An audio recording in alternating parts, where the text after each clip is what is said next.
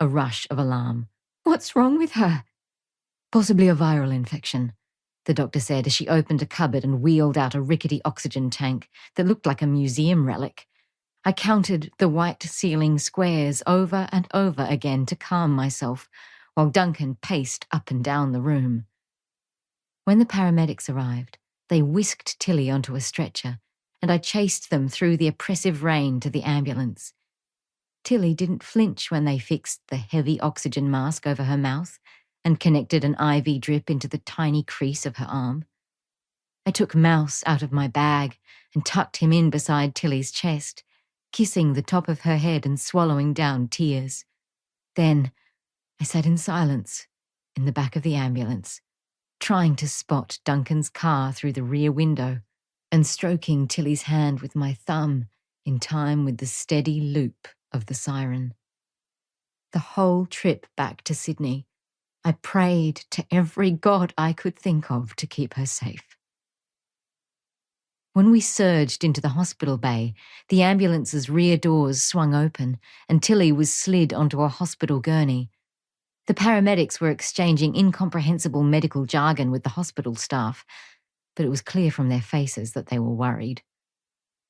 My phone vibrated in my pocket. "Why haven't you been picking up?" Duncan snapped when I answered. "Why aren't you here?" "I've just handed Beau over to Anna. I'll be there shortly. Jamie called and said Nina's really ill as well. What do the doctors think is wrong?" "We haven't seen a doctor yet," I said. "I'm not sure what's happening." "For Christ's sake, Skye, demand to be seen. It's our little girl." I grabbed an orderly's arm. "When will they know what's wrong with her?" "She's bypassing triage and going straight to emergency, ma'am. Follow that lady with the red lanyard." Bile scorched the back of my throat. I chased Tilly's gurney down mottled grey corridors washed with disinfectant and artificial light to a glass-fronted room within the children's ER. The woman with the red lanyard was barking orders. Nurses in blue scrubs clamped a mask over Tilly's face and hooked her up to the monitors. Then one of the machines started beeping. Where the hell was Duncan? "She's losing consciousness."